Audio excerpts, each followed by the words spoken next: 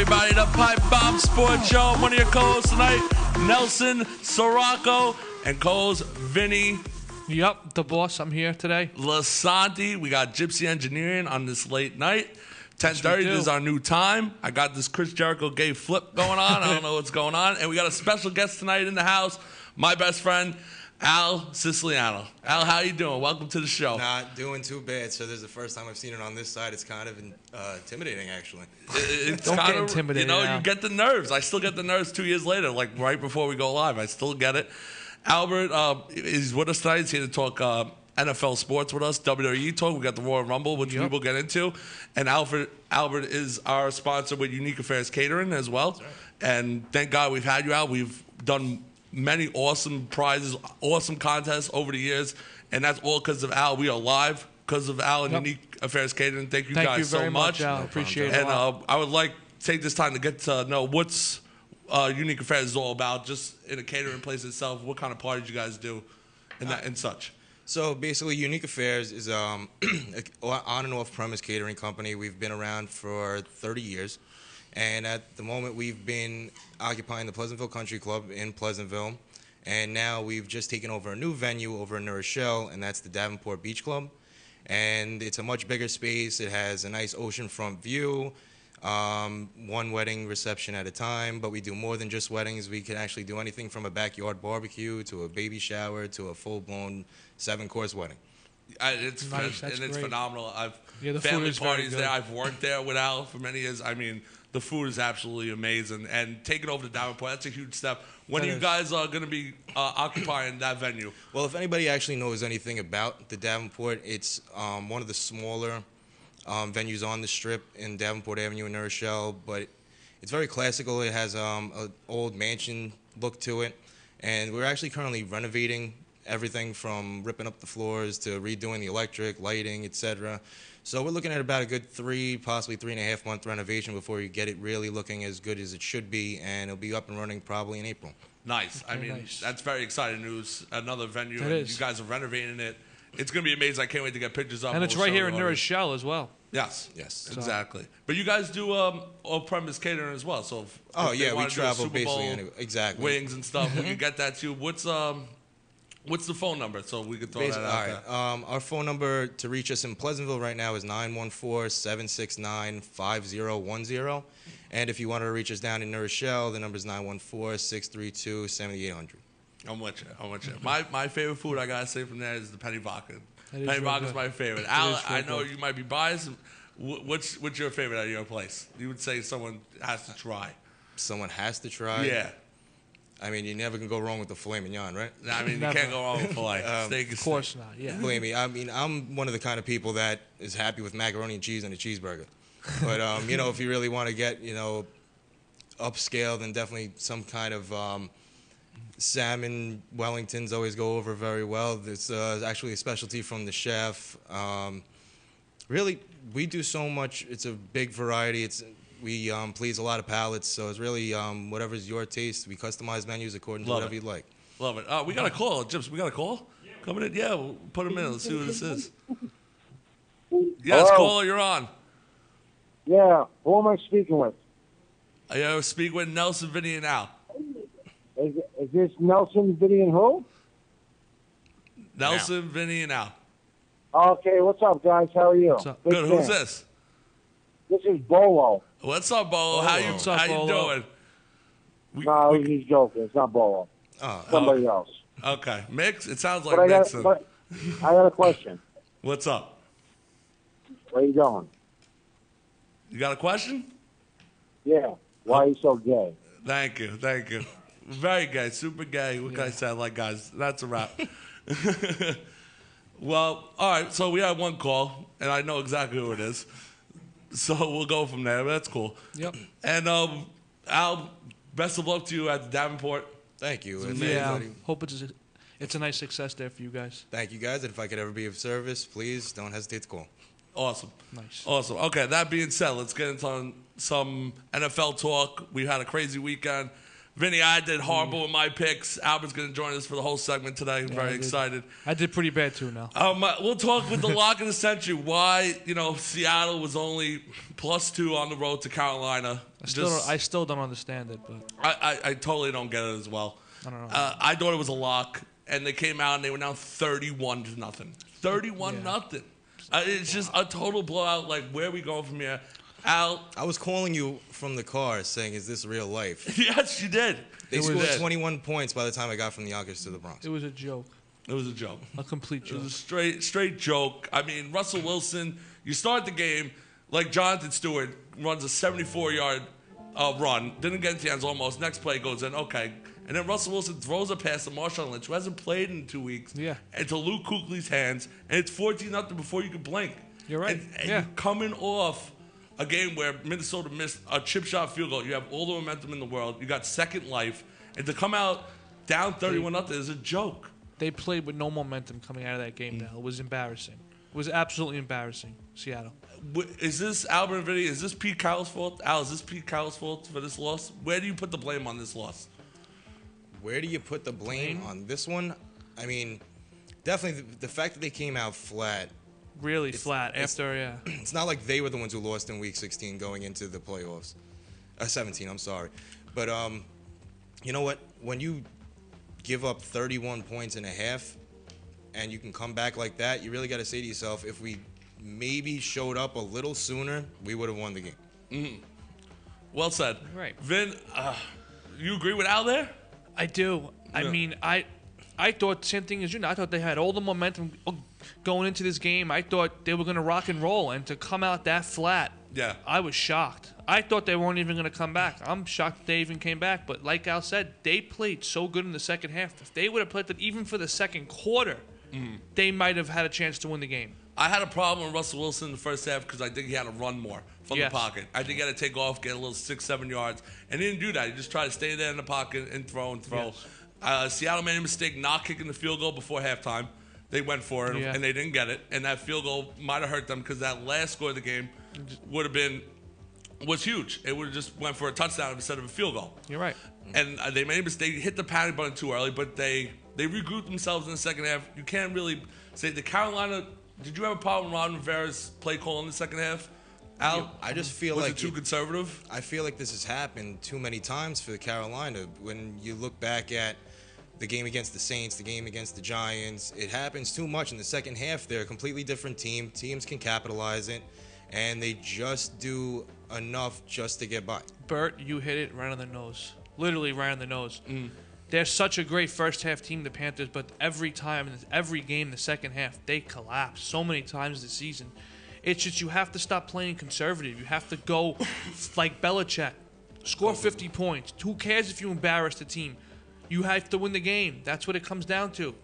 At the end of the day, you gave Seattle a chance.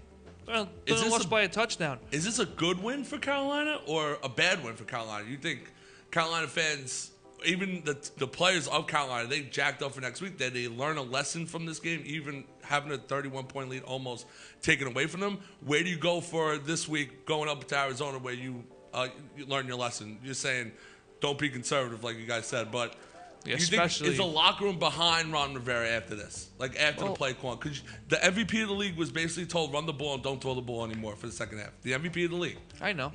You guys think the locker room's a little shaken up? I mean, the locker room, I don't think they're going to have a problem with it because they were 15-1 and they did win the game. I understand it was closer than they thought, but they were a very good team, and Ron Rivera has been at the helm for multiple years now. So I think they do trust him. I don't think it's a trusting with him. I mean, but they just have to say in a meeting with the team, the play calling has to change. They have to tell the coach. That's what I would do if I was Cam Newton. I'd go to my coach. I'd say, the play calling has to change here. When we're up 31-0, we should be foot to the throat. That's it. Game over. Kill this team. That's it. What do you think, Al? I was just going to say, actually, I was going to use foot in the throat because, like, I would never call a win a bad win. Never. A win's a win. I mean, if that was the Super Bowl and they won still, I won in a bad way, but I won the Super Bowl. You still won. So, as far as, the play calling, you can't let up. It's got to be the same thing for all 60 minutes because they've gotten by, I would say, at least 3 times doing this. Yeah. Actually, if you go back a little farther, you could see a little bit of the same thing when they played the Colts. You're right. They almost threw that game away, and that was a lot earlier in the season. That's a good point. And Andrew Luck was still around, so you can't say, there wasn't. They had no quarterback. Exactly. So they've played the competition. They've played down to competition. Because think about all these games, the game they lost, plus the games that people almost came back on them, all didn't make the playoffs. You're right. I have great point, Albert, with the you're Colt right, game. Bert. That was a great point. What's up, Vin? I have a quick question for you and Al as well. With Seattle come after this game, of course, off the loss, where do they go from here? Do they go back to Marshawn Lynch? Because he played horrible in this game. I understand he hasn't played in 6 weeks, but he played horrible. What do you think they're going to do next year? Big pay cut? Is he going to accept a big pay cut? Where do you think they go? I think he's off the team, Vin. I think this is he's cut? Okay. A locker room divided. Yeah. You can see a lot of people, a lot of players respect Marshawn Lynch. Because they were playing better in the second half with him on the bench. They kind of benched him in the second half, and they were moving the ball and scoring. It's kind of hard to play when your heart's not invested in it, to be honest with you. No, I know what you mean. He had no business starting the game. I mean, you do have to start him because, before Seattle, we hit the Seattle boom. Yeah. Marshawn Lynch brought this team to start with that big earthquake run against the Saints in the playoffs. Yeah. Like, the fan base in the playoffs with Seattle came to the forefront with that one play, and Marshawn Lynch was the face of the team before Russell Wilson was established and all that. It was Marshawn's team for a while, and now they gave the keys over to Russell Wilson, and now people are divided. You're not going to get money. The whole Super Bowl incident was crazy before last year. Yeah. With I'm just here not to get fined, just negative stuff that the organization doesn't need, and he's not that productive anymore. Maybe he's not a number one guy. I would love to see Lynch go to the Steelers and work with Le'Veon Bell and be like that third down back type guy. I think there's a lot of places for him to go. There is. Even the Giants would love a Marshawn Lynch. Of course they would. Oh, Al, what do you think? If Marshawn Lynch is not on Seattle next year, it's only going to be a matter of days before he finds another job. He's not like the kind of person that if he gets released or if they don't come to terms, the next thing you know, he's scrambling for a job because somebody will take him. Yes. And exactly. Besides Marshawn Lynch, Vinny. What's up? Does Seattle need something else to get back to the Super Bowl besides Lynch? Because I think we're all in consensus there that Marshawn Lynch has to go. They have to get someone else. But do they have to go to wide receiver? I was going to say, I think they really need. I mean, I understand Doug Baldwin's a good receiver. He's not a number one receiver in the league. They need a dominant number one receiver. That's how I feel. Well, they got Jimmy Graham, Vin. So that was supposed to be like that easy fix. But if you look, the offense was a lot better with Jimmy Graham when he was hurt. You're right. A lot better. It was moving a lot more fast-paced, more of a Russell Wilson type offense. Maybe Jimmy Graham can't fit the offense. I don't know. What prototype wide receiver out there in the NFL do you think would fit perfectly with the Seahawks? Not the player, just a type of player in the National Football League. A type of player that would fit perfectly there? Like an Alshon Jeffrey comes to mind for me, I would say. I would say an Alshon, like a Brandon Marshall would come to mind. I feel like they need somebody with height. They need a height guy. They got the speed guys. They got Lockett. That's why I say Brandon Marshall. Brandon Marshall's a big target. Like Akeem Nixon's prime for the Giants type guy. I mean, maybe they thought that Graham was going to be the like guy for that. Like an Anquan Bolden type receiver, a bigger receiver, possession type receiver, something of that sort. I think they would need. It's that's how I look at it anyway. We got to give the Seahawks a break because it's very hard to repeat after being in the Super Bowl, especially after losing the Super Bowl. They were 2 bad quarters away from going back there, you could say. Then they didn't wake Maybe even 1 bad quarter. We don't know. Yeah, it's true. Or since you think that the game got so close with the score, they were 2 bad plays away from going. True. Yeah, exactly. Exactly. True. Very true. And that being said, we'll take our attention to the Packers-Cardinals game. That was the Saturday night game. And we were complaining last week, Vinny, why is both NFC games on Saturday? And once again, the best game of the week was on Saturday night. NFL gets it right again. Well, of course they're going to get that right. Everyone's home watching the game. They ain't going to mess that one up. I had Cardinals covering this game. They didn't cover. You had Packers, I believe, had Packers right? covering the game. Had Packers covering the game. Vin, what was your take from this awesome Saturday game? This game was great. It really was. I mean, for Rodgers to do that again, that Hail Mary type play at the end of the game, and I don't even think that was the biggest play of the game. I think the bigger play of the game was the 4th and 20 from the 2 to complete that pass to Janis up to the 40 or 50 was ridiculous. That hit Aaron Rodgers' prop bet too. That was he's over 22.5 completions. You're right. We know a former co-host of the show who had it. Oh yeah, Dugan. Jimmy Dugan. But that's what I took out of it. I mean, I was hearing on the all week long people saying that the Packers at the end of regulation should have went for 2, leave Aaron on the field and go for the win. You're the underdog anyway. After that drive, why take Aaron off the field? But I understand the going for 1 call, but to lose like that in overtime is a heartbreaker. But it was some hell of a game. And of all guys for the Cardinals, I tip my hat to Larry Fitzgerald. He won the game for them single-handedly in the overtime period. It was just great to see him of all guys. How about who you, were you rooting for that in that game? I've been riding Arizona the entire season. You were. I mean, as far as them covering, I thought the Packers were going to cover just because of the way they were building up the game, saying, "Oh, it's going to be a lot better this time," which probably made a bunch of people think, "Nah, it's going to be a blowout again." I was like, you know what, I'm going to stick with this. It's probably going to be nice and down to the wire. I personally didn't care too much for the beginning of the game. I feel like it was really a great, I would say, like last Saturday night's like, game. Yeah. And then, Second half. And like what Vinny was saying, nobody better or more reliable than really Larry Fitzgerald. And for him to do what he did, it really shows why he's there, why they put so much trust in him, and why everybody on the team really looks up to him as a role model. Were you shocked how bad Carson played, though, Al? I mean, he was freaking terrible. No, he was terrible. fucking bad. I feel like now. that's when you can see. curse now. I know. I feel like that's when you see the Carson Palmer that you're scared is going to screw you at the end of the season. Yeah, I mean, He looked real bad. Some of those picks were really bad. I kind of want to take the blame away from Marvin Lewis all these years in Cincinnati because Jesus Christ, you're going to play like that in the playoffs, Carson Palmer. This is fucking terrible. He really threw a lob pass in the end zone. fourth quarter. That was the worst lob pass I ever fucking seen in my life. He could have threw the ball out of bounds. Yeah. He underthrew a lob pass in the end zone by easily 4 feet. Yeah. That's And why you're better once off he with a threw trick it, I play. go, oh my God, that's fucking intercepted. It's a joke. As soon as he threw the ball. It was atrocious. He plays like that. I mean, I hope he comes out ready to rock this week. I mean, maybe it was his first. I mean, he was getting his first playoff win. He hasn't won a playoff game until this game. I mean, maybe that had something to do about it, but I don't Put it this way, they lose that game, I don't care what anybody says, it's all based on the regular season, but the MVP talks are completely out the window. Yeah, it's out the window. 100% agree with you, Albert. there. 110%, And I'm watching yes. that game, and I'm just saying, like Vinny said with Larry Fitz before, just throw him the fucking Yeah. ball. I mean, just The he had Packers such a great game. really have no secondary. He anyway. took over the game as a wide receiver, put the team on your back, when usually it's the quarterback position that does it, and Yeah. it was Larry. And from the second quarter on, if you threw the ball to Larry, he was coming down with it. He made, if it wasn't for Larry, they ain't winning that game. No It's shot just in not. hell. And Arizona, they're in big trouble now. This is a big payback game. We will break it down in a little bit against Carolina for going against the number one defense who just scores on turnovers. It's one thing to have turnovers, another thing to score on turnovers. And Patrick Peterson running that pick back and get called on an awful face mask penalty. Awful.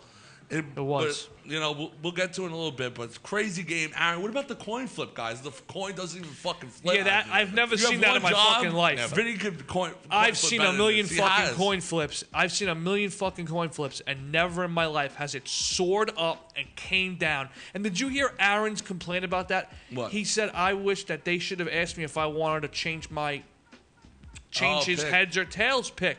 And they never asked him. He goes, "I would have changed it." They just He redid it. Because wouldn't have Arizona changed won it. twice. They won when it didn't flip, and Yeah. then they won And it they won again. again. Because you see Carson Palmer's reaction, like, okay, we won Yeah. anyway. Like, he made a nice reaction to it. Exactly. Yeah. And a friend of the show, Tom Grossi, actually made a clip of what a Packer fan is like watching the game. He did it for the Seahawks game last year. He did one for this game this year. God. Last year's was 20 times better. It was? I got to tell Tom how it is. But check it out on YouTube, Tom Grossi, Packer fan. Versus Cardinals. It was good, but last year's was just way better. I gotta Last year's give was props. Way better. And it was just you're on a roller coaster ride. You complete a Hail Mary pass to go into overtime, and you don't even get a chance to score. So we gotta ask: are we okay with the overtime rules? No. What's wrong, Al? What would you say?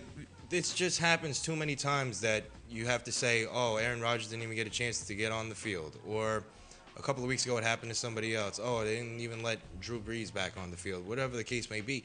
I just feel like you have to have a chance for both teams to get the opportunity to win. You're right. And this whole, but if they score a touchdown first, you don't even get a chance. You brought up a great point. This happened You're right. 2 years in a row to him.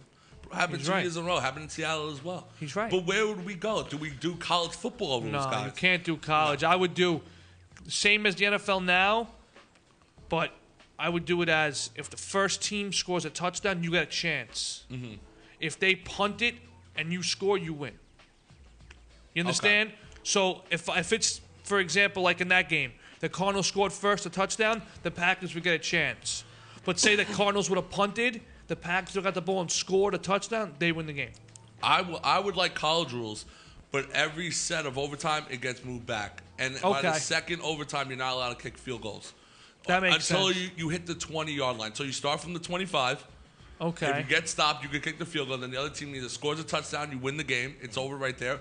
Or you can kick another field goal because a lot of kickers are missing extra points. So why can't we have field goals from the 25? You're right. I'm just being that honest. And then if they win, you go to the 35. Then you go to the 45. Then you go to the opposite 45. You got to do something. I mean, something has to be done to get both teams the ball a chance in overtime without this stupid kick a fucking field goal rule. It's tough to do it at college though, because unders overs will change. Because imagine how many unders overs will change if the line is 47 and it's 17-17 going to overtime. I know. People losing money, Vegas losing money. Al, what were you gonna say? I was gonna say I really don't think they have to go crazy in the way they restructure the overtime. I just feel like both teams should have an equal opportunity to win the game. Mm-hmm. Like Vinny was saying before, if the first team scores a touchdown, why can't I get an opportunity to score a touchdown? Exactly. You know, if you score once, you stop me, fine. You score once. At least give my offense one chance to score a touchdown. No, you're right. Yeah. Right. You can't do college rules like you said now. That'll never be allowed. No, it won't be allowed, but I would They like would it. never allow that. I would like it. Because then you'll have totals hitting 86. Great. You know I love points, man. I know. So does everybody else, but Vegas don't. It's true. Vegas loves the unders in all these games. It's true. Now, we talk about Green Bay. Where do they go from here? You want to talk about where you go from here? I mean, Eddie Lacy's 100 pounds overweight. Oh, they already mentioned something about His that. fat ass has to get in shape. McCarthy put him in check. They have no offensive weapons. Send him to fucking boot camp. Do what you have to do. I don't care. He has to lose weight, number one. They were the most well-coached team, in my opinion. No one gave them a chance. They stuck it to Washington, and they played their asses off in Arizona. Great game plans, especially on defense. I'll tell you one thing. You never know. Randall Cobb got knocked out of that game. He plays, might be a whole different game. I mean, Jordy Nelson, beginning of the season, he doesn't get hurt. Different season it could be. They can go even further. You don't know. Aaron Rodgers is not Tom Brady, and Bill Belichick's is not McCarthy. And McCarthy's not Belichick. You can't turn Belichick. water into wine like New England does. There's only so much you can do. When you see Jeff Janis, who went in the 6th, 7th round, jumping 60-yard Hail Marys, that's great. And then Jared Aboudaris dropping passes left and right. I mean, you need a guy like a Larry Fitzgerald to make a play for you and get open. You do. Al, where do they have to go? I think wide receiver. I know we just talked about it with Seattle, but I think they need a big-time name there. Well, they have Jordy Nelson when he comes back. He was great. He's great there. But he's one guy. I know that, but Cobb helps him so much on the other side. It's not even funny. That's true. They compensate each other so great. I agree scary. with you. As far as I don't think they really have to go crazy making moves. I think it would just be a matter of trying our best to keep everybody healthy. Because once people start getting hurt, that's when it started to be a problem. Packers, I think, if Packers got to make a move, I think they make a defensive move, whether it be a D lineman or a secondary guy, something of that sort. I think they do. Yeah. They need that more than anybody on their offense. But injuries do happen. Of course they happen. That's why you have to be deep. I like where you're going with the D-line because they need some pressure. Yeah, BJ Rogers not the same anymore. Exactly. You know, and then their secondary, Clinton Dix is starting to play very well. So you add like a young corner there. Yeah, get somebody else back there, just like Arizona did the past few years. Exactly. Right. And look what happened to that defense. Peterson, that defense. And then, you know what's scary? They lost their D coordinator to the Jets, Todd Bowles, and their defense never missed anything. That's the scary thing. That's really the scary thing. Well Nelly, said. Poor Packer fans. Nelly, I want to go to one more game really fast. We're not going to talk about New England Chiefs. No. There's nothing to talk about. New England romp and stomp. What's that talk about? Andy Reid and his play calling. Super Bowl all over again. You know what I heard? The funniest thing ever that they said, it came out today that Doug Peterson actually took the blame for it. They held the longest drive in NFL history. Mm-hmm. It was like a 14-minute drive versus the Patriots. And now, and Doug Peterson's not going to be the head coach of the Eagles. I wonder how they feel. Yeah, we'll see. But you know what? He did a good job, though. He did. He did a great job with Alex Smith. He did a good job without Jamal Charles and running back. They actually got better. I don't understand that. That was scary. You know, they made a good weapon out of Kelsey even more. They did. And the Eagles have that. And Macklin was great there. And Macklin. I thought he was great there. And the Eagles have Selleck and Ertz. And they have Aguilar on the outside. Yeah, it's like the same pieces without a quarterback. Yeah. Let's just say. Okay. We got another call coming in. Hello? Hello, coming to you fresh from New Hampshire, aka New England. What's What's up, buddy? You on Not the show, much. Pipe Bomb? You got it? Wondering why we're blowing across the Pats game here. Oh, you want to talk Patriots? Okay. We'll let's- talk some Patriots. I would say dominant performance by Super Tom and Gronk. What's you're a Pats fan, I'm guessing? I see the Bruins in the background over here. Yeah, absolutely. It's actually the one thing. There's a pennant on the other side of the room, but I you can't love see. it. I got a. Oh, my Sox brother. hat, My Bruins. brother would love you. Exactly. What do you want to talk about in New England? Vintage Belichick Brady off a bye week. Total domination. That's why Vintage. we're skipping the game. But My question is, I mean, you guys haven't got to the next week yet. I get you're recapping last week, but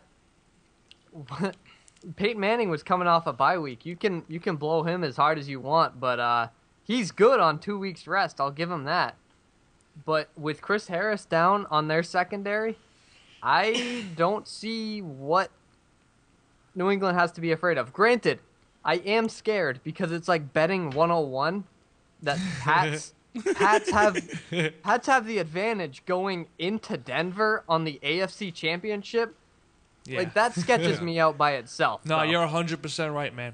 You really are 100% right. listen, I would be scared if I'm a Patriot fan. I'm gonna be very honest. But how? But now, really, from this kid's point of view, he's right. How could you really be scared? Because this is a fixed sport, Vinny. I know you that, have to but- realize that. And I told you who Tom Brady was going to lose to the first game this year. I said he's losing to Denver on primetime. I don't care who's fucking playing quarterback. They're I know, losing man, that but game. From this kid's point of view, he's right. If Chris Harris doesn't play, Okay. Chris Harris, they have a keep to leave. that's Who one. cares? That's one though. So what? I He's mean, going to go on Edelman. Edelman looks good. He does look good. He does look good. He does. I was going to ask you that, actually. Edelman, how was your take on Edelman? He looked fine to me. Edelman looks fine. Looks like he And didn't miss a that's beat. Terrifying if you're anyone else in the NFL. Edelman and Gronkowski look okay. Yeah.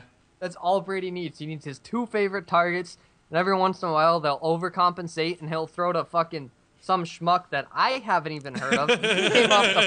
He came off the fucking practice squad like 3 weeks ago. You're right. You're And- 100% right. We were just talking about that. And that's just how it works. Oh yeah. I'm with you there, but he's you right. But you lost there 2 years ago, don't you remember? It was an afternoon game, just like this Sunday as well. No, I hear you. I'm There's just that other saying. side of me that is the fear of God is in my head for this football game. They opened up at -2. They're already 2.5. They're at 3.5. Everyone put money on New England already. Yeah. Everybody doesn't win when it comes to gambling. The spread, the over/under is only 44. You're telling me if you're so dominant, you're only scoring 3 touchdowns? Tom, you scored 30 points. You scored 20. I'm sorry, 24 27 points this week. No, last time they played Denver, it was 30-24 in overtime, and Brady threw like 283 touchdown passes in that game. So why spread should be 6? Peyton Manning looks so bad. You guys are big old dominant. You just beat the Chiefs. The Chiefs took Manning off the field. I mean, Al, what's your take on this game? Who do you like going in? We'll talk about it right now. You wanna Screw go this. for it? We'll talk about it right now. We're bringing it out right now. We're going to talk Fuck about it right now. Al, All right.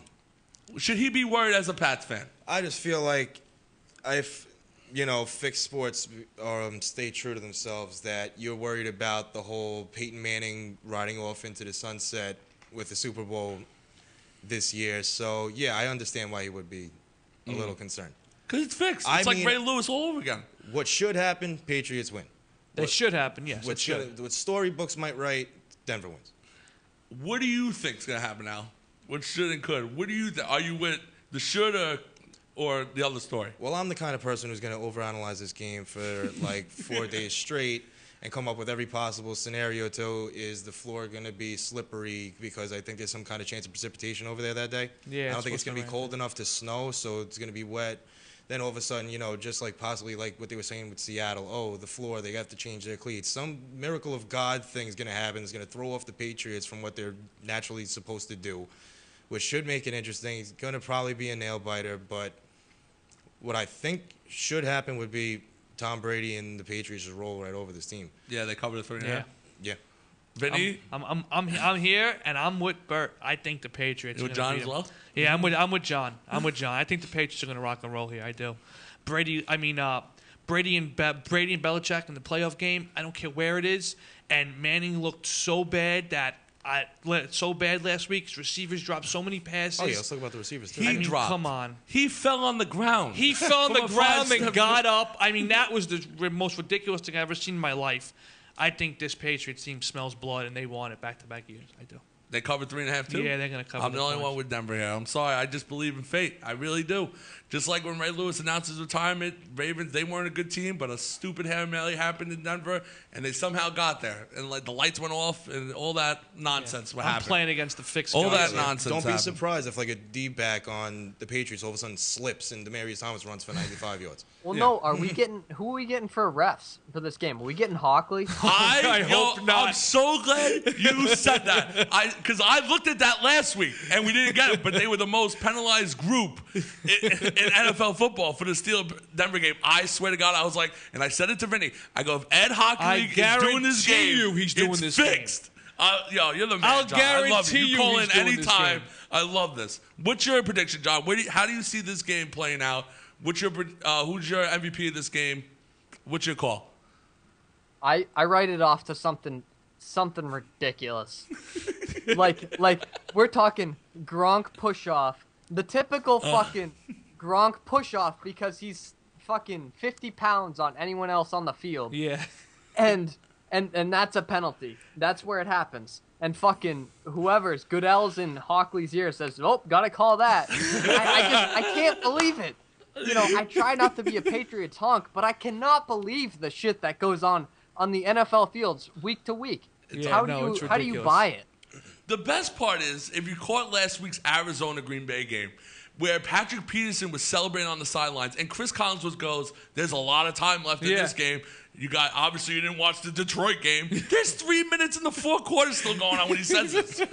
I'm like, are you fucking kidding me? The It's like it's announcers are the written. worst. Like Collinsworth, you have the playbook of the game in front of you that you're going to go, there's 3 minutes left. You're looking at Patrick Peterson. There's no business for having a camera on him. There's no business. This is insanity. No, it's written. so fixed. It really is. But If you watch like First Take all week, Skip is giving you reasons to love Denver. It's fixed. I'm telling you. You watch First Take, you hate yourself that bad. I actually hate like Skip First Bayless. Take. It's comedy for me.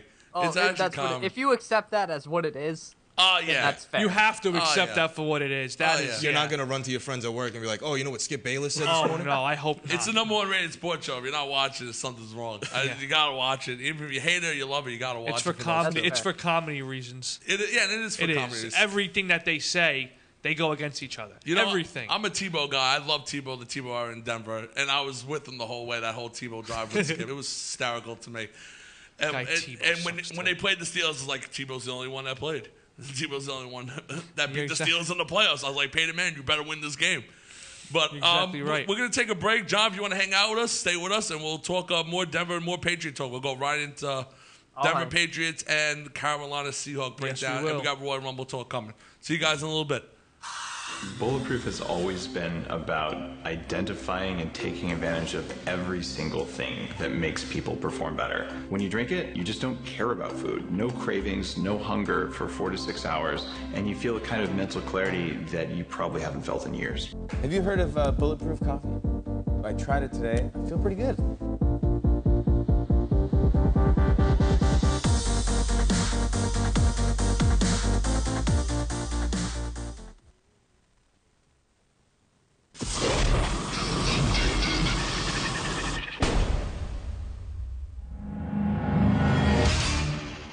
Addicted to Ink, a proud sponsor of the Zaraza Entertainment Network, is Westchester's premier tattoo, piercing, and apparel destination, offering only the finest tattoo and piercing services as well as the best atmosphere you will find. Addicted to Ink is located conveniently at 38 Westchester Avenue in White Plains, New York, right across the street from the Westchester Mall. If you got the itch for more ink, like the Zaraza boys do, get your work done right. Visit www.addictedtoinktattoos.com for more information.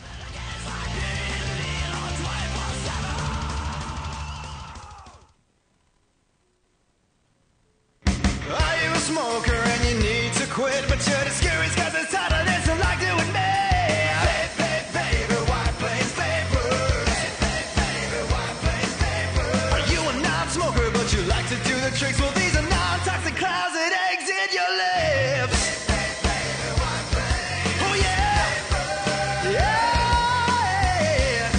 White Plains Vapors, located at 210 Mamaroneck Avenue in White Plains, New York. Visit our location and choose from a wide selection of exotic flavors. You're watching the Zadaza Entertainment Network on ZenLive.tv. And we're back now here talking sports. We got Al, we got Vinny, me, and we got John Skyping in, the Patriot fan that we were not going to talk about. The Patriots ball to the Chiefs, but we thank wound God up he breaking called out up. Pats Denver. Yeah, Thank great. God you called up, John. I really appreciate that a lot. Skyping as I much will as you defend want. the wall, is what we call it here. I believe love it. Dave Yeah. Portnoy from Barstool fucking coined that. Nice. Nice. That's great. And we got a fixed job. We're talking about fixed jobs and fixing sports. And John, I'm glad you're aware that this is real. Like, this is not Because divine people look at me like intervention. I'm crazy when I say it. Yes. People like, you're crazy. Sports aren't fixed. It's the best, it's the best reality TV. And I give, I think it was Collinsworth for saying that. It is. NFL is the best, because you can't write this stuff. No. Brett Favre's father dies, and he breaks the record in that night, has the best game of his life. Ray Lewis is going to retire, and, and he wins a Super Bowl. It's like shit like this happens. But the storyline for me is Denver going into sunset where Joe Montana played, a.k.a. also Vernon Davis going back home to San Francisco. Oh, yeah. And versus Arizona, who I picked Denver, Arizona in the beginning. And that versus would be Bruce Manning Arians, versus Bruce offensive Arians. coordinator. It all makes sense, doesn't it, John? Because where is the storyline besides MVP versus MVP for Brady versus Cam? I want to know. Where are we going to watch? It's going to be a boring fucking Super Bowl. You know what? You know what a New England Patriots Super Bowl is right now? Let me tell you. It says, fucking ball pressure doesn't matter. You know what? That's what that says. And Goodell will not have that. Did you hear the report that the refs forgot the ball pressures in the hotel room before the Chiefs New England No, game? you know what I heard? They didn't have the ball pressure. I heard the state troopers. I heard the state troopers drove the Bulls in. The state troopers drove the Bulls into the stadium. Fucking head. Unbelievable. Yeah, we got my guy works at baggage claim at fucking Boston Logan Airport, and he said we weighed the balls there. Like, give me a fucking break. This is such a fucking joke. It's goddamn ball. Let's eliminate the rule. Who gives a flying fuck about the ball pressure? Anyone can control it. It's true. It's not like there's an advantage here. It's not like there's some access to ball pressure that some other guy doesn't have. Give me a fucking break. Do I think Tom Brady was up to some shit with his balls? Yeah. Do I give a fuck if Peyton Manning was? No. He might need it though, Peyton. He can't throw a spiral anyway. Oh my God, it's a flutter. Peyton Manning he throws some fucking wobbly balls, doesn't he? I have a twin brother, John, and he's the biggest diehard Peyton Manning fan ever. Like, if you walk into his room, it's Peyton Manning helmets and pictures and shit. And he's a diehard Jeff fan because he left when he left the Colts because he's a front runner as well. Sorry, Sack. Yeah, he changes his baseball team every year. He's yelling at the TV guys about the wide receivers dropping balls. And I was like, Nick, they're not the best spirals in the world, but they should be caught. So I want to go to Al over here. I want to get Al and Vin some talk of how much is to blame of Peyton's performance on him, or was it really the wide receiver's fault after all? Like, where do you dissect Peyton Manning's performance against Pittsburgh, and how do you think he's going to play against New England this week? Well, there's no doubt about it. The receivers were dropping balls. But I do remember at one point, everybody in your house that day, when he threw that one floater, everyone was like, what the was that? And you know what? It wasn't the only one, and it's not going to be the last one.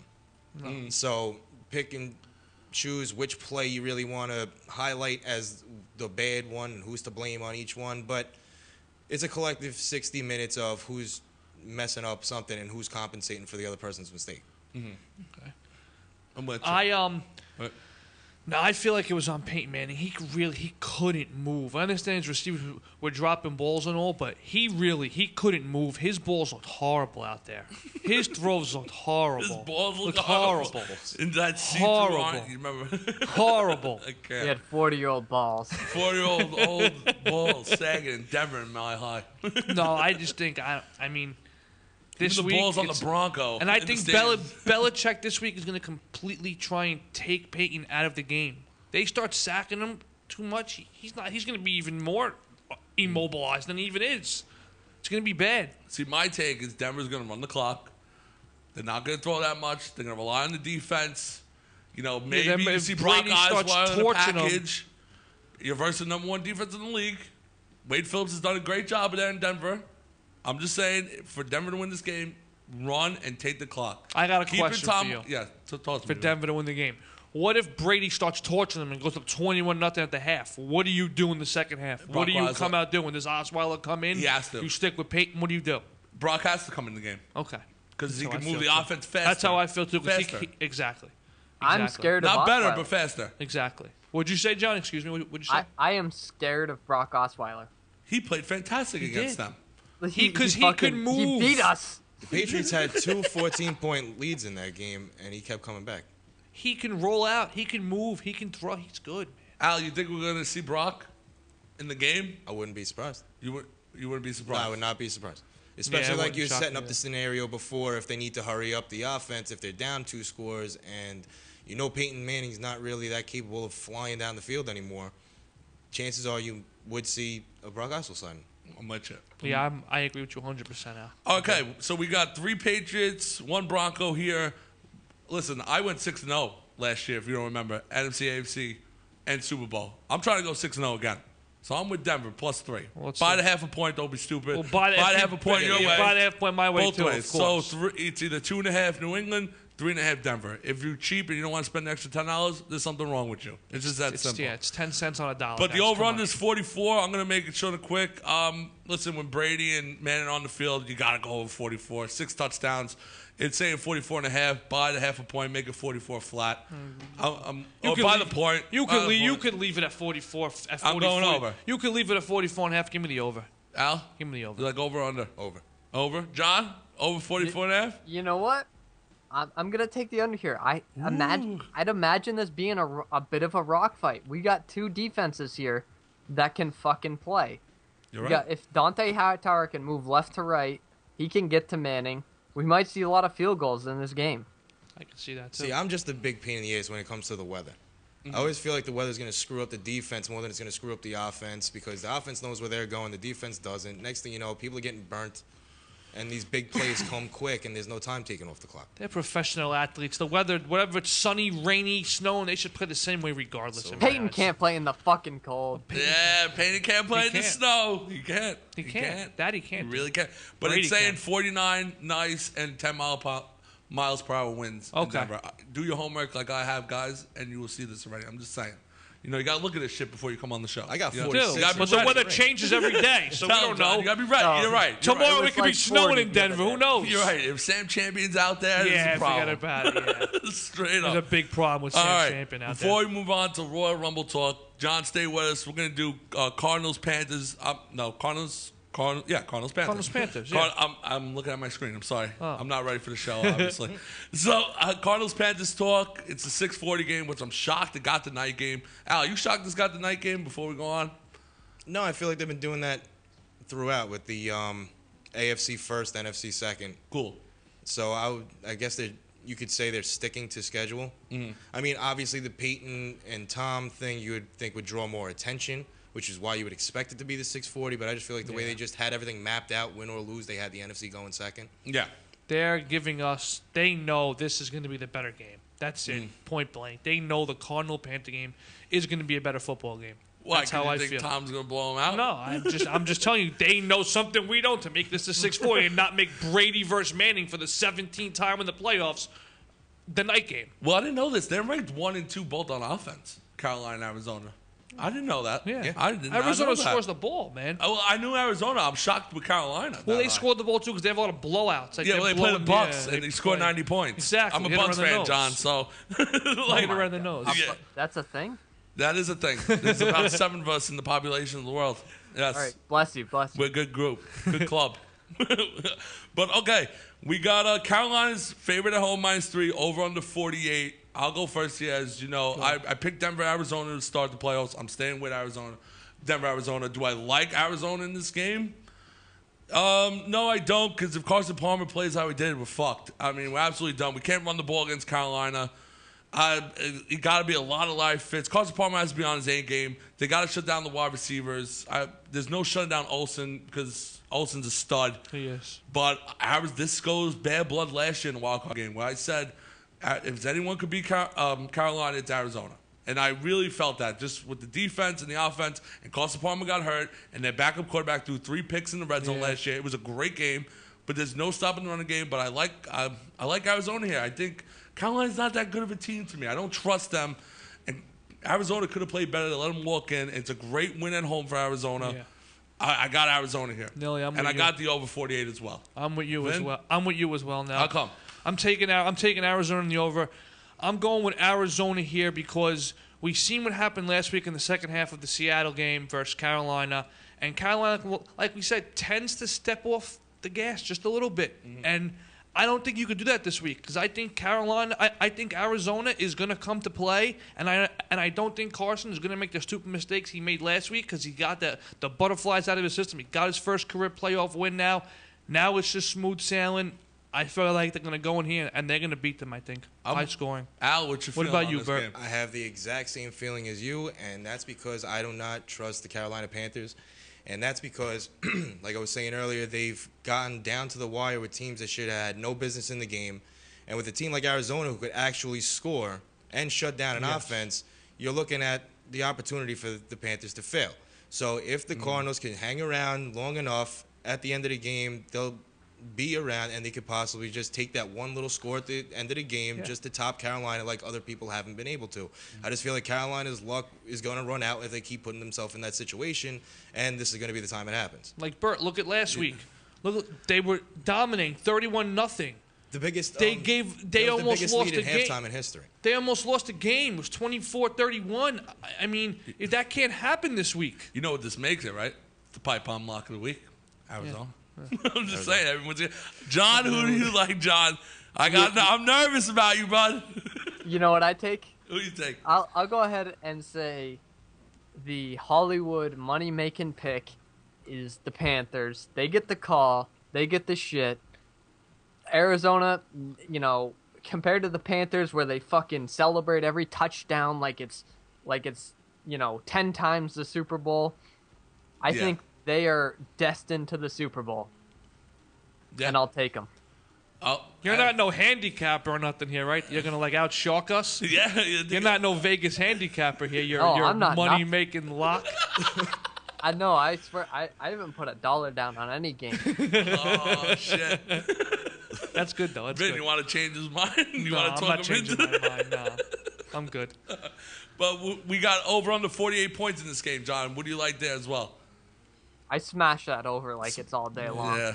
That's going to be a fucking throw and jump and run 30-yard, 40-yard, 70-yard runs. Just stupid shit. It's going to be one of those games. Too much talent. I'm with him, yeah. I like both overs this week. There's too much talent on the field. I'm with it. So we got, that's our pick segment. Yeah. We'll see. Now, we'll have Super Bowl talk coming up in the next few weeks. John, you're more than welcome to come. Albert, you're more than welcome to come back. Exactly. We do our props on the show. We do the coin flip. Oh, yes. We break everything We'll talk down. about what's the things to bet after this week. Hopefully, we got a good Super Bowl. I think, guys, are you in agreement here with me? I think Arizona has to be in the Super Bowl. It just makes a great Super Bowl. It would. With That's that team in it. It'll make it a lot of fun. A lot of points. A lot of veteran quarterback has 35. Yeah. We have we have a Final Four here of 3 number 1 picks and Tom Brady. How crazy is that? It's crazy. That is crazy. It really is crazy. And someone brought up a stat. And he's the best one. Everyone's a pocket passer. Maybe if you don't want to say Cam. Yeah, well, Cam's a pocket passer as well. And he is. He is. He is, and that's where the direction is going. Everyone say offense. Everyone has a good defense. Everyone has a pocket passer. Yeah. Scary. This is the formula, guys. That's how you win. win. They say defense travels, Yeah. Another thing, which I give you credit for, John, is you got to remember McDaniels, the offensive coordinator for the Patriots, used to coach Denver. Yeah. And that's a big storyline as well. He's going to want payback in that game. Of course. That's the only reason why I like that over in that 44. I'm just saying. But we're going to do some WWE wrestling talk here. John, if you want to hang on with us, but we got our pipe bomb expert, Albert Siciliano, who watches WWE with me Sundays and Mondays. And this is the Royal Rumble time. And we got to get our picks. We got to do our debate, our yearly talk of WWE. So, Albert, in the state of WWE today from 2015, 2016, what's your take on WWE as a whole? What's the pros and cons of WWE right now? Well, first of all, I'm no expert at this stuff. Because if you remember when we went to WrestleMania a few years ago with 30 guys, the person who came out on top in the predictions was a girl. That's true. So every week we always try to beat the writers and try to guess what they're coming up with and analyze all the different situations on why things would be better if they go this route versus that route. But right now, I would say they're in deep trouble and they need some kind of revival. If you look throughout the year, who's injured and how long they've been injured, they've killed storylines right before they were heating up just to push somebody else who got hurt right after. Then they bring somebody back, he relapses and he's out again. John Cena, who's never out, was out twice already, and he's currently out now. Daniel Bryan, people are begging for him to come back. They won't clear him. Cesaro's gone. Randy Orton might come back, maybe not. If, Seth Rollins, champion, gone. Every person who's held that belt up until, they started pushing these guys now with Sheamus and Roman Reigns and everything, hurt, forced to give up the belt. It's not looking good. They're trying everything. They're bringing up people from NXT. They're calling up guys from other companies now. And they're really scrambling for that one storyline or that one star who's really going to carry them over until some of these guys come back. So heading into this Royal Rumble, they have a lot of work to do. They better get it right because they're going to lose a lot of fans. They're going to lose a lot of viewers. And I'm really skeptical to see what's going to happen.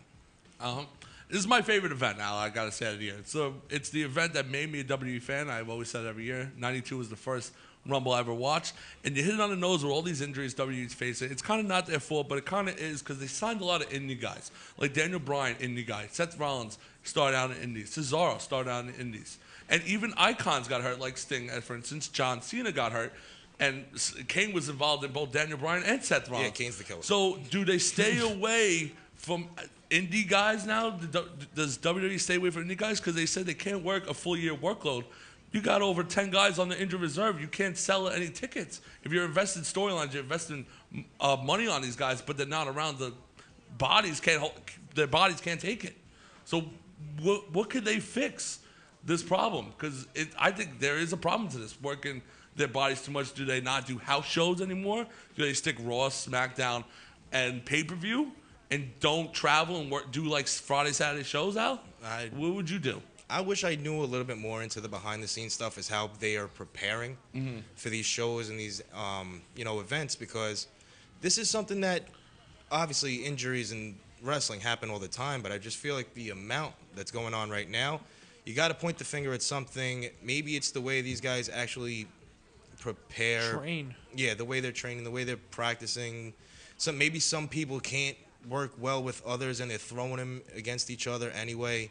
Yeah. Like back in the day, Ultimate Warrior used to hurt everybody, but he was the Ultimate Warrior. So maybe some of these big names that are, gaining public interest really aren't supposed to be in the positions that they are, but they're pushing them just for the ratings. I gotcha. I want to ask, who's your top two guys right now on the current roster that you like watching and enjoying week in and week out? Oh, I love Neville. I know you love Neville. Neville got no mic presence. Neville?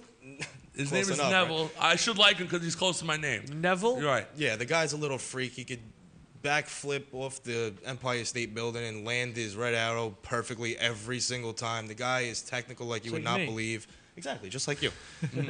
But he really is a great wrestler. His problem, you can't boost him really much farther than where they brought him now because he has no mic presence. It's going to be hard to really get him in a big feud or some kind of big main event picture, but he would definitely, if he could ever develop some skills like that. I mean, Roman Reigns, big man on campus now, one versus all, but last year the guy couldn't hold a mic to save his life. Yeah. So they built that one up. And you're a true wrestling fan, Alex Sainz, because you like Neville because he has wrestling skills, but he has no mic skills.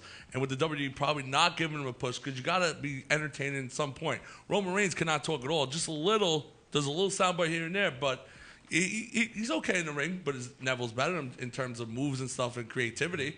Like Roman, he has the John Cena spiel, like the arm thing, like that's his five knuckle shuffle. Cliche, yeah, the look, the build, moves. Rock's cousin. Like I would say, I enjoyed New Day. New Day has been my favorite for a year. I thought they were funny. You took Kofi Kingston, who didn't have mic skills, that wasn't good. Big E was this tough guy that really didn't talk when he first came to the scene. But Xavier Woods, this guy from NXT, there was something special about him. Not when he came up because he had the big fro hair and the mustache. This guy came up with R-Truth. And they form something so much fun, and they crack jokes, and they do the unicorns, and Francesca, the trombone. It's great, and it might be getting a little stale now. But you see week to week they're trying. They're trying to get something new. They're trying to get a new catchphrase or a new hashtag or something new, and they're fun to watch. And they hit a home run New Day, and by far my favorite to watch in 2015, 2016. And also Bray Wyatt. I love Bray. They make him lose all the time, which is terrible, but he's a great gimmick. He doesn't need the belt around his waist to sell. He's awesome on the mic. He's great in the ring. He's come a long way. He's had matches with Cena and Undertaker in the last two WrestleMania. Cena and Undertaker, his last two matches. And I think it's time. Maybe he deserves a strap. Maybe he deserves a strap going into this Royal Rumble as well. I'm going to be rooting for him. I don't know if it's going to happen, but I'm going to be rooting for Bray. My biggest problem with Bray Wyatt is that you build him up, you make him lose at a pay-per-view. You build him up again, he loses at another pay-per-view. They cut him some slack every here and there, but for the most part, they set him up to fail all the time against these faces that you kind of sit there saying, I hope actually Bray wins this one. Yeah. Because it's happened too many times. If you really want this guy to be so impactful in your roster, why do you keep making him lose on pay-per-views? You're right. You're 100% right now, and we don't have an answer to that because they know they could lose, and he's still a draw. Like he's like Undertaker 2.0. They're trying to make him. Now let me ask you this question: when's the last time you heard, oh, he got hurt fighting against Bray Wyatt? Oh, Bray Wyatt rolled his ankle during that fight. He's a pretty durable guy. You're right. He's somebody that you should really want to incorporate into your mainstream roster because he's durable and he's marketable, and people do want to see him. Al, I'm going to ask you, Royal Rumble 2016, how do you feel this is going to play out? What do you like to see? What kind of surprise entrance? There's a lot of rumors going around that people joining WWE. What would you like to see coming this Sunday? Well, what I got upset about was back when Raw was in Brooklyn, and we thought Enzo and Cass were coming out. Yeah, I actually had their song in the Dropbox and because we're it Italian. never happened. And when you were getting excited, I was like, oh, it's happening. It's happening. They're coming at some point. The music's going to hit. Everyone's going to go nuts. Never happened. Then you send me the link to the odds for those to win the Royal Rumble, and their names aren't even on the list of 50. No. Stone Cold Steve Austin's name is there, but their name isn't. Wow. There's some weird names on there. Yeah, but they're a tag team. They're not supposed to win the Rumble. Well, you know what? You brought Bubba Ray back last Royal Rumble. You could possibly throw one of the two in there. I just feel like they said you could see up to 6 past Rumble winners in this one. And the names that they were throwing out there, they threw out Daniel Bryan's name. I doubt it. They threw out Randy Orton's name. I doubt it. Threw out Triple H's name. 100%. You're going to see Triple H on Sunday. Into what capacity? Not sure. Whether he's actually going to be a participant, maybe he'll be 30, or Vince McMahon will be 30. In some way, shape, or form, they're going to try to get into the mix to screw Roman Reigns. Yeah. But as far as surprising, AJ Styles, not a surprise. Yeah, big name. He's coming. New Japan. He's coming. He's coming. He's sold. He's coming. Yeah. He's going to bring a lot to the table. I don't know if you guys watch AJ, but he has an arsenal of moves. He's fantastic. He's going to be a big blue chipper when he comes here. And with all the injuries with WWE, they need a blue chipper. You need that. They had to make this move. And Albert, you hit it on the nose. Daniel Bryan might be able, but not. Because you're coming off concussion. WWE cannot invest money on you if you can't stay healthy. Even when he came back the first time, they put him in the international championship. They're like, okay, you take the IC title. Like, you're not going to be made. You prove that you can stay healthy. It's too much money at stake. Do I think AJ Styles is going to win? No, because he's a newcomer. What happens if he gets stage fright? He's never been on WrestleMania before. He will make an impact, I think, if he comes out Royal Rumble, but he won't win. I'm looking at Triple H. Yes, his odds are plus 120. He's the favorite to win the Rumble. He's old. He's not, he's talented. He's fantastic. He's my favorite. Should he win? Is it best for the company if he wins? Absolutely not. It's not. He lost to Daniel Bryan 2 years ago, the first match on the WrestleMania card. Exactly. You can't have him. Triple H versus Roman Reigns doesn't make sense. Yeah. Roman will win. Who cares? Daniel Bryan beat you 2 years ago as a Triple H fan. You can't do Brock Roman because you just did it last year, so Brock doesn't make sense. That's why this Royal Rumble is so great, and I think you should give it to Bray Wyatt. Go to a dark side here with this, and you got 2 pay-per-views to build up his match at WrestleMania, wherever you want to go. Maybe it's Undertaker's last match in a rematch, or maybe, I don't know, Sting's okay, and you get Sting involved somehow. But, Brock doesn't need the strap to sell. There's nothing, excited about Brock having the belt going into Mania. Right. And but what would you say, Bert? I was gonna say, if you do the Roman thing, you're recycling it. You're doing this all over again. Basically, whatever happens in the Royal Rumble exceeds all the way down to WrestleMania. Okay. So you know that's what you're gonna get for the next 2.5 months. Okay. So, I agree with what you said. Give Bray a shot. See how he does, and then put a little twist on something that we haven't. Let's see something we haven't seen before. Cool. All right, we're gonna take a break. We're gonna come right back. We'll finish up this WWE talk. John, hang in there, and see you guys in a little bit. Are you a smoker and you need to quit, but you're discouraged because it's harder than some like doing me? Baby, White Plains Vapor.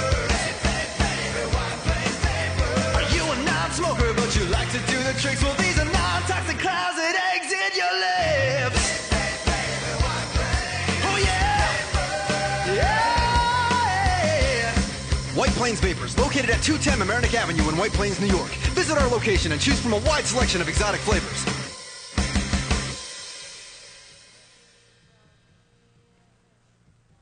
You're watching the Zadaza Entertainment Network on ZenLive.tv. And we're here now. We're going to wrap up our WWE Royal Rumble segment. It's always great. I love this time of year. We get to talk a little bit about Rumble and WrestleMania in the state of WWE. Albert, so glad to have you from Unique Affair Catering. Appreciate the time, guys. Please come on anytime. This was a lot of fun tonight as well. So my pick is Bray Wyatt. Albert, I want your pick. Who you got winning this thing? 2016 Royal Rumble. If you had $100, who would you bet on, Bavoda? You know what? Don't be surprised if Triple H wins this one. Mm-hmm. I feel like they're just gonna still prey on that whole screw job over Roman Reigns, and they're gonna again put Bray Wyatt in the back seat.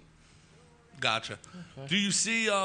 I would say, guys, if you're true wrestling fans, NXT guys, I hope we see Finn Balor come up. He deserves to be in this type of situation. We brought up Enzo and Cass. That would be fun if it was a Brooklyn setting instead of Full Sail in Orlando, which is where NXT tapes, and now actually in Florida for the Royal Rumble. We'll see some NXT guys. There's 13 names, I believe, we don't know. So I think we'll see about 4. I think Balor will be one of them, and Samoa. What? I forgot one thing I was supposed to say was that Roman Reigns is from Florida, so I feel like that's where they're sticking with the storyline. That's part of the reasoning from before. It'd be a weird 3-year stretch, and you would anoint Roman Reigns as the Royal Rumble guy because he had a lot of throwouts 2 years ago, his first entrance. Then he won, and now you got this one going in as champ, and if he puts on a Hall of Fame show again, which he's number 1, and he should be there to the last 4 in the ring if you're going number 1. They're fully giving Roman Reigns the Royal Rumble, title. And you better not put Brock too later, which is going to be really boring. Okay, that's what I want to do, and you guys got to pick numbers too. I'll take one. I know a little bit of WWE. Cool. What number is going to win? Last year, Sam Patterson picked 18, and it was Roman Reigns, and he won. And we did that. We know Roman Reigns is 1. So if you like Roman, you pick 1. I'll go first. I'm picking number 9. I like number 9.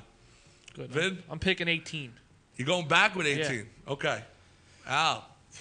I'm going 22. We're going to make fun of our picks, so remember your picks. 18. John, who you got? You got to give us a number 1 to 30. Ambrose is on the line, right? Yes, he is. I'll take him. Well, I don't know his number. I apologize. He's a Boston guy. I got it. He's such a fucking goofy bastard. I love it. I don't see a face of the company right now. I watch on occasion. I don't see a face. Mm-hmm. Give the crazy guy the face. I'm with you. He's a little lost into him. I like Ambrose. Jibs, you got to give us a number. Yeah, Jibs, give us a number. You're not getting out of it. You gave us a number last year. That's You're true. Coming back. Number 7. Lucky number 7. Go with 7. Okay, guys. That's our WWE segment for this week. Hopefully we'll go back WrestleMania season. Let's enjoy. Have a good Sunday. By the way, if you want to, a little money in this game, me and my friends do. We put all dirty numbers into a hat. We go $20 each, and we divide the numbers, and the person who wins gets the pot. It's a lot of fun. You start laughing at your friends' picks. I say definitely enjoy it. Makes it more entertaining. Yeah, your friends that don't even like wrestling will actually pay attention to be a little entertained with it. Yes. Like me. There's nothing that makes people more interested than fucking money. Absolutely. You're right. We got 2 minutes left here, John. I would like to thank you for joining us on Skype. Yeah, Please come on anytime. We'll be here at 10:30 from here on in. I'll talk to you guys coming towards the Super Bowl. I love it. Might take the trip to fucking, what is it, San Fran? No, I'm just kidding. I won't take the trip, but my heart says Tom Brady has to be in the Super Bowl, but Goodell is telling me from the heavens that that Peyton Manning has to be in the Super Bowl as last year, so I can't take a pick. All right, John, I want a prediction from you, John. Who's going to score the first touchdown in the Patriot-Denver game? Since we got the over? The first touchdown is Peyton Manning. Peyton Manning? No, he's going to run it in, or he's going to throw it in? Oh, it's a run.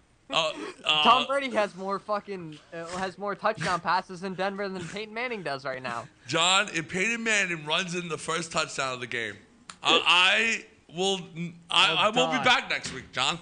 I just won't be back. I'll die. I'm not coming. Run. He it's can't your even show, walk. John. It's your show. I'm picking Vernon Davis. I'm picking Vernon first team. First touchdown, Demaryius Thomas. Al? Julian Edelman. Yeah. All right. Oh, you like those 7 are my nothing? two Okay. choices. Yeah. I like that. Yeah. All right. I mean, the most realistic pick to me is Gronkowski, but I already know that. He's probably like plus 300 somewhere in the world. Yeah, of course. Yeah. Of course he is. But if Peyton Manning wins, I'm done. I'm absolutely done. If he does a fake bootleg and you see him running like 2 miles an hour to the flat, I'm going to fucking cry. I'm gonna fucking And you might see Belichick pull out a handgun on the sidelines and blow his own head off if that happens. This makes me want to bet it. This makes me want to take this. Do we take Brady and Tom? You just split up $20 each? Brady and I Manning? don't know. Oh my God. Yo, I'm looking into this. John, I'm looking into this. Thank you for coming on. Thank you very much. Check us out Sean. on Twitter, Instagram, and Facebook. Pipeline Sports Show. Please tell your friends. I mean, more social exposure, the better. But come on anytime. I'm going to hit you up after this. This was a lot of fun tonight. For real. Johnny Kimball 1, Jonny Kimball 1, Twitter. Hit me up. I love it. I had a good time. That was a lot of fun. John, Albert, you're the man from Unique Fans Bert. Catering. A lot of wrestling and fun talk. This was exciting today. Very exciting. Good. Vinny, me, Al, John, Gypsy. We're out of here. Have a great weekend. We'll see you Royal guys next Rumble, week. NFC AFC Championship game. It's fucking fantastic. It's going to snow. Booze all you want all weekend here in New York. Yeah, get ready fucked for up, guys. Sunday. Let's go. Let's go win some money. Good luck, everybody.